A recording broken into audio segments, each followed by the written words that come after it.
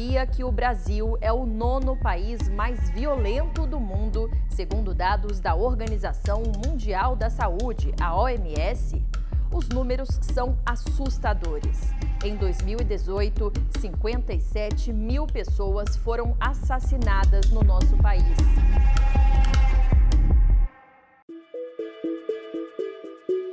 Para os especialistas em criminalidade e segurança pública, um dos motivos para números tão altos é a disputa por espaço entre as facções do crime organizado, organizações sofisticadas que comandam assaltos, rebeliões, sequestros, assassinatos, roubos de cargas e narcotráfico. Um grupo de indivíduos se junta, monta uma estrutura gerencial mínima. Com o que eles arrecadam, eles lavam o dinheiro o ilegal se torna legal, a sofisticação, a gerência, o planejamento, é isso que nós estamos falando, de crime organizado. Não é qualquer quadrilha de criminoso que se constitui em crime organizado, por isso que a gente tem que ter clareza. E esse tipo de atuação hoje no Brasil, ele está principalmente no tráfico de drogas.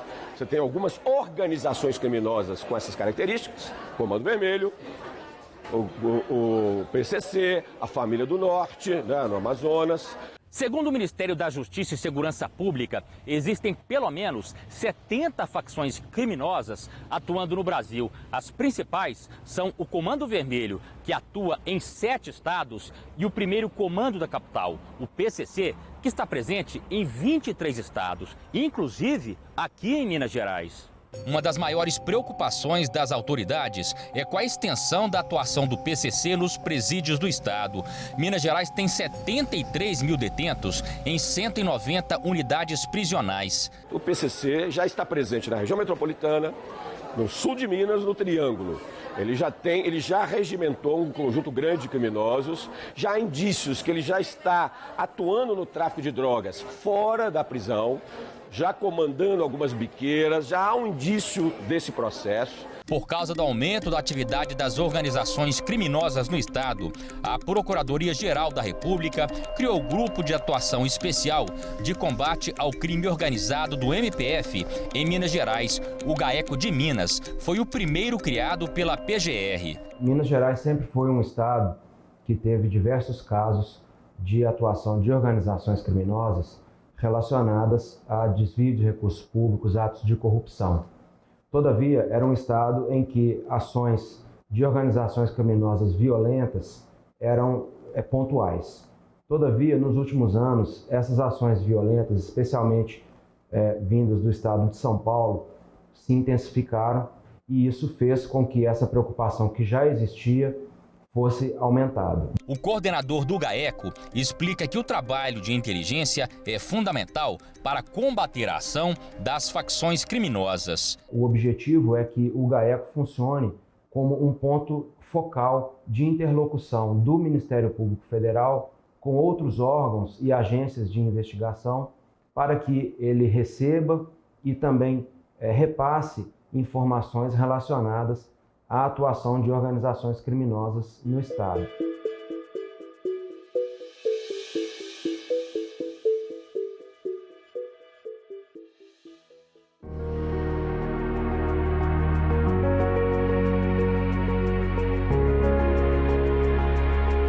Oi, pessoal! Agora, aqui do estúdio, vamos ver quais serão os outros destaques dessa edição do IP. Rótulos de cervejas nacionais e importadas consumidas no Brasil vão ter claramente especificados todos os seus ingredientes de fabricação.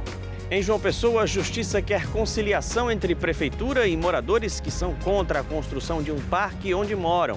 Eles não querem ser transferidos para outro local.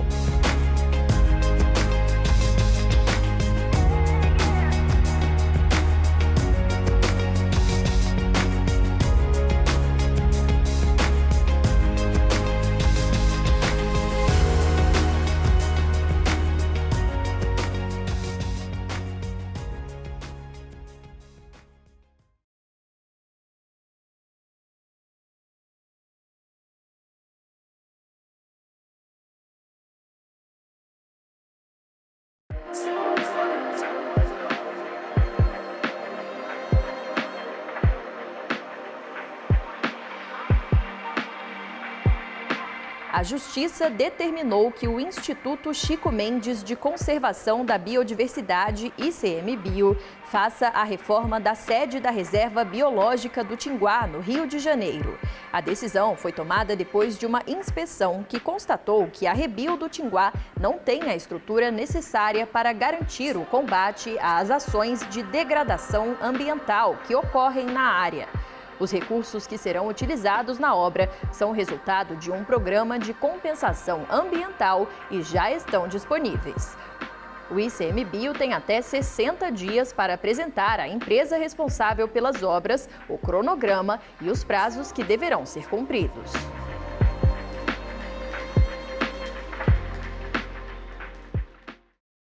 Agora vamos até Goiás para falar sobre uma norma que obriga as cervejarias a adequarem os rótulos de todas as cervejas produzidas ou vendidas aqui no Brasil. Vamos entender o que deve mudar e por quê. Cereais maltados ou não maltados, lúpulo, malte, esses são alguns dos componentes da cerveja que muito brasileiro tanto gosta. Mas será que ele sabe quais ingredientes são esses e o que realmente está bebendo? A maioria das vezes não, né? Pego assim, eu costumo beber ou de uma marca ou de outra, bem geladinha, pega, bebe do jeito que tá, né? Geralmente indicação ou pelo gosto. Chego, experimento, se eu gostei, volto, compro novamente. Puro malte hoje está todo mundo fabricando puro malte, mas tem que saber se ela é malte mesmo, né? Agora, as cervejas devem vir com todos os ingredientes de sua fabricação devidamente especificados. As empresas que não cumprirem com essa determinação vão sofrer multa de R$10 mil. As cervejas nacionais e importadas vendidas no Brasil vão ter em seus rótulos informações mais claras sobre os ingredientes utilizados na sua fabricação, como, por exemplo, no caso de cereais não maltados ou maltados, especificar quais cereais são esses e as matérias-primas utilizadas, se contém, por exemplo, milho ou arroz. O objetivo é melhorar a qualidade do produto e deixar o consumidor mais ciente do que está consumindo. Agora, o consumidor ele tem livre escolha quanto ao que pretende consumir ou não. A partir da leitura do rótulo, ele estará ciente se aquela substância fará mal ou não para a sua saúde. E muitas expressões genéricas, alguns ingredientes não vêm descritos de forma clara, porque algumas vezes nós encontramos cereais maltados ou não malteados, que muitas vezes são utilizados pelos fabricantes de cerveja para camuflar o uso de arroz, mandioca, milho e outros cereais na fabricação dessas cervejas. O prazo para que as cervejarias cumprissem a medida já venceu. E o Ministério Público Federal, juntamente com o Ministério da Agricultura, Pecuária e Abastecimento, vão, a partir de agora, fiscalizar o cumprimento dessas obrigações. Como esse prazo findou no final do ano passado, nós resolvemos instaurar um procedimento administrativo para fiscalizar de perto se as empresas estão de fato cumprindo o que prometeram. Portanto, nós oficiamos o Ministério da Agricultura solicitando que ele faça uma ampla fiscalização em todas as empresas para verificar se realmente os novos rótulos estão adequados com a legislação. O Brasil fabrica 140 milhões de litros de cerveja por ano e é o terceiro no ranking mundial, atrás da China e dos Estados Unidos. São 7.540 empresas em todo o país. Esse empresário de Goiânia acredita que especificar os ingredientes no rótulo vai permitir ao consumidor a possibilidade de escolher um produto com mais qualidade. Isso já era de praxe no meio das cervejarias artesanais já fazerem isso, colocar todos os ingredientes presentes na cerveja. Então, com essa nova legislação, isso vai ser ótimo, porque as grandes corporações antigamente não eram obrigadas a colocar. Então, o cliente não sabia o que ele estava levando para casa, o consumidor, não sabia que produto que ele estava bebendo. Agora, com essa nova lei, isso vai igualar para nós, assim, nessa questão de colocar o que tem na cerveja mesmo. Aí o consumidor vai poder escolher sabendo o que ele está levando para casa. Para o consumidor final, isso vai ser maravilhoso. Para esse consumidor, saber exatamente o que está tomando dá o direito de fazer melhores escolhas. Antes dessa normativa, a gente tinha aquela conversa de mesa de boteco, né? De que determinada cerveja tinha ou não tinha açúcar, se era ou não era à base de malte ou não. Eu tenho a minha preferência, né? Mas assim, é bom saber agora porque a gente pode inclusive saber das outras e de repente partir para outros sabores, né?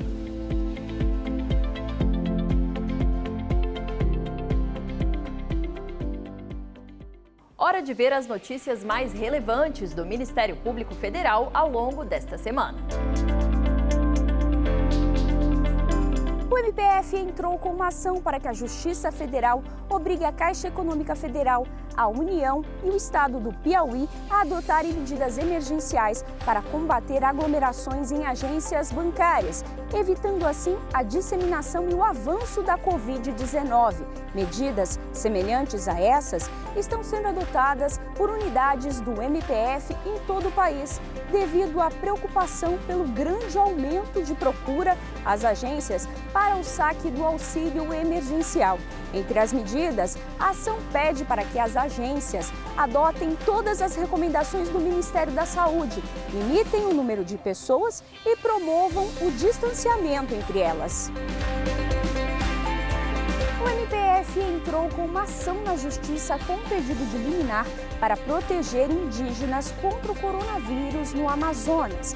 A ação pede medidas como evitar que esses povos saiam das aldeias para diminuir o risco de contágio e ainda a prorrogação por até 6 meses do saque do auxílio emergencial e de outros benefícios como a aposentadoria e distribuição de cestas básicas. E em Sergipe, os Ministérios Públicos Federal, Estadual e do Trabalho entraram com uma ação na Justiça para que suspendam as atividades de empresas da área de construção civil durante a quarentena. Quem traz mais detalhes é o repórter Márcio Fontinelli. No documento, os Ministérios Públicos pedem que os trabalhadores da construção civil, incluindo estagiários e autônomos, sejam liberados para permanecer em casa durante esse período de quarentena. A exceção seria apenas em casos de obras de manutenção de hospitais e unidades de saúde, de serviços policiais e bombeiros, além de serviços considerados essenciais, como o reparo de danos estruturais. Segundo o último boletim divulgado pela Secretaria de Saúde de Sergipe, mais de 70% dos contaminados pela doença têm entre 20 e 59 anos, justamente a faixa que mais trabalha na construção civil. Rio de Janeiro, um shopping que havia anunciado vagas de trabalho solicitando currículos de candidatos evangélicos, descumpriu um termo de ajustamento de conduta, um TAC, firmado com o Ministério Público Federal e com o Ministério Público do Trabalho, no qual ele se comprometia a fixar cartazes contra a discriminação religiosa em local visível. O shopping teve que pagar uma multa que foi convertida em 40 cestas básicas, que serão distribuídas a famílias em condição de vulnerabilidade social ou que tenham sofrido violência religiosa na Baixada Fluminense. O MPF enviou uma recomendação ao IBAMA para que o órgão desconsidere um despacho assinado pelo ministro do Meio Ambiente, Ricardo Salles, que autoriza o reconhecimento de propriedades rurais em área de preservação de Mata Atlântica em São Paulo. O documento do MPF destaca que as consequências disso seria o cancelamento indevido de milhares de autos de infração ambiental e termos de embargos de cortes e intervenções em área de Mata Atlântica. O bioma é um dos mais ameaçados do país, com menos de 10% de sua cobertura original em 17 estados. E o Redação MPF de hoje fica por aqui. Até a próxima! A seguir você vai ver como está a situação dos moradores da comunidade do Porto do Capim, em João Pessoa, depois que o MPF pediu a suspensão da construção de um parque no local.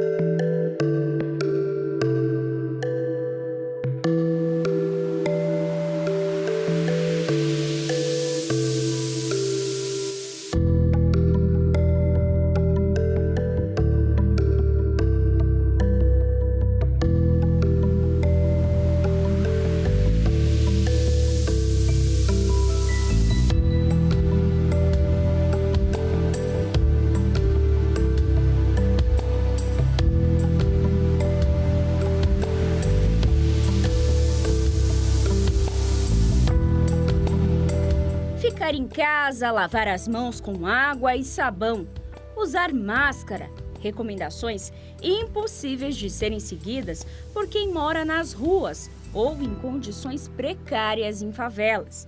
E sem condições adequadas para se proteger do coronavírus, as pessoas que estão em condição de vulnerabilidade social se tornam alvo fácil desse vírus. Por isso, a Procuradoria Federal dos Direitos do Cidadão, que integra o MPF, enviou um ofício para procuradores em todo o país, destacando a importância de medidas e políticas concretas para ampliar a proteção a essas pessoas. É necessário que, nesse momento, os órgãos estejam atentos a essas desigualdades e aos efeitos desiguais que uma pandemia como essa pode gerar. E aí é necessário adotar tanto medidas preventivas, baseadas na questão de máscaras, álcool em gel, orientação, diálogo com essas populações, como medidas efetivas de acolhimento, de atenção e de assistência. A nossa preocupação é garantir com que esse tema esteja na preocupação dos órgãos municipais, estaduais e federais e que se possa efetivamente enfrentar esses efeitos desiguais da pandemia. Aqui em Brasília, cerca de 2.000 pessoas em situação de rua deverão ser acolhidas em locais onde terão toda a estrutura necessária para se proteger contra o coronavírus, como no Autódromo Internacional Nelson Piquet, desativado desde 2014, foi adaptado e hoje é a casa de 200 pessoas. Eu estava numa barraca de campo aqui na torre aqui, né? E tem alguns anos que eu estou em situação de vulnerabilidade. E acho que uma semana eu vim para aqui, para o alojamento, e para mim está sendo uma experiência boa, né? Porque aqui tem onde tomar banho, onde eu descansar e tem como eu interagir também. Assim como Reinaldo, seu Rubens, de 58 anos, que vive nas ruas devido à dependência de álcool, conseguiu abrigo e um local seguro para cumprir a quarentena. Ele foi o primeiro acolhido no autódromo e sonha em ter uma vida nova quando tudo passar. E meu objetivo aqui é aproveitar o máximo possível aqui, né? Para quando eu sair daqui, por exemplo, eu tô já, desde o dia que eu cheguei aqui, eu não estou usando álcool, certo? Não tá me dando vontade, eu já fui para a rua, fiz o que eu tinha que fazer, voltei sem usar e quero manter dessa forma e reestruturar minha vida.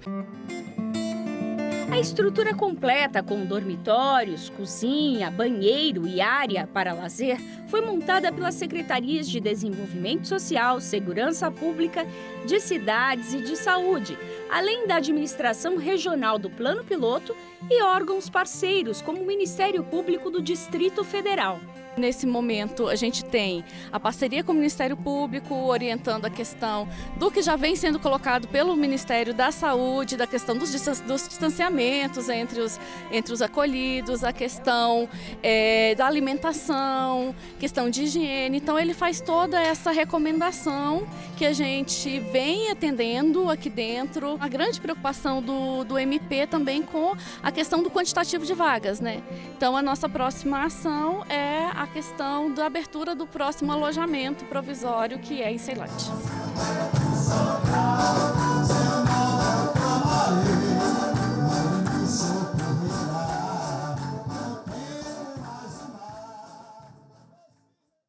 As obras do Parque Ecológico Sanhauá, em João Pessoa, na Paraíba, têm dado o que falar por lá.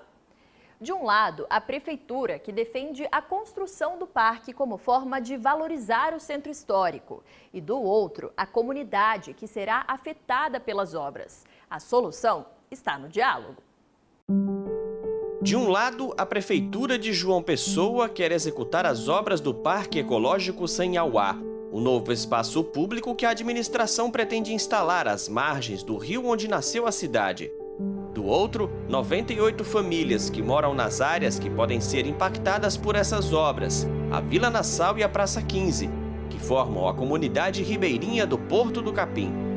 A comunidade vive na região há mais de 70 anos e desde 2010, os moradores se organizaram para tentar discutir o assunto com a prefeitura. Eles alegam que a administração não quis incluir a comunidade no projeto. A gente tentou por algumas vezes negociar com a prefeitura para que a gente pudesse construir de fato uma proposta participativa, uma proposta que envolvesse a comunidade, que não excluísse, porque o simples fato a gente não só quer ver um projeto pronto, a gente quer se sentir pertencente e parte desse desenvolvimento. A comunidade procurou o Ministério Público Federal, que vem acompanhando o caso. Ele quer fazer um parque e nesse espaço existe uma comunidade que está lá desde a primeira metade do século passado. A segunda questão, e aí é uma questão de procedimento, é que para que o convênio, para encaminhar recursos para a construção do parque, para que ele fosse celebrado, precisaria que o terreno pertencesse ou estivesse de alguma forma cedido ao município de João Pessoa, o que não existe até hoje. Por que nunca foi cedido? Porque é uma área que não pode ser cedida ao município de João Pessoa, porque é uma área que deve, nesse caso, pela legislação, ser regularizado fundiariamente em favor da comunidade tradicional que ocupa essa área há décadas. No início de março, a Justiça fez uma audiência de conciliação e a comunidade apresentou 10 pontos que serão analisados pela Prefeitura. Entre eles, a disponibilidade de novas moradias para as famílias residentes nas áreas das obras, a criação de área de comércio no local para onde os moradores serão realocados, o reconhecimento da condição de comunidade tradicional ribeirinha à comunidade do Porto do Capim e a garantia de que qualquer projeto a ser instalado no território preserve as áreas de mangue. O MPF e a Defensoria Pública da União também vão apreciar os pontos da proposta que a Prefeitura fez, que incluem o pagamento de auxílio aluguel de R$ 350 por mês para as famílias que queiram ser realocadas, a construção de casas nas imediações do Porto do Capim, além do diálogo com a União, para destinar um imóvel que deve funcionar como um museu da comunidade. Com as propostas dos moradores e da Prefeitura, a Justiça agora quer uma conciliação e até lá as obras ficam suspensas. A construtora nos respondeu que tinha um contrato e que para ela era difícil, já que poderia ser punida contratualmente, mas a Caixa tem nos respondido que enquanto não resolver essa questão territorial, manterá, pelo menos sem realizar pagamentos, a toda parte que não for comprovada pela Prefeitura o seu território. A comunidade espera que um acordo seja feito o mais rapidamente possível para que os moradores voltem a ter uma vida mais tranquila, uma rotina sem inseguranças e dúvidas sobre o futuro do Porto do Capim. Quando eu abro a minha porta, eu tenho logo o impacto assim, da residência de minha vizinha que saiu, aí você já acorda com essa realidade, pensando como vai ser, como é que estamos, aí todo dia assim, a gente tenta se fortalecer mais, porque é uma coisa que não se resolve do dia para a noite, né? Aí a gente fica tenso. É uma grande família onde a gente depende um do outro para tudo, sabe? Não é só uma relação de vizinhança, a gente traduz como uma relação familiar, porque além de ter a família mesmo de sangue, as outras pessoas é como se fosse da família, né? Porque ajuda a gente de todas as formas, né? No comércio, como no meu comércio, as vendas eu vendo aqui mesmo, e a gente precisa um do outro sempre, né? Então, família.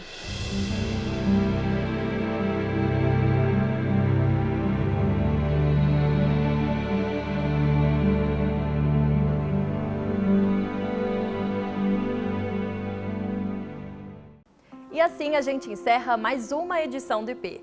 Muito obrigada pela companhia e a gente se vê na semana que vem. Um beijo. Tchau, tchau.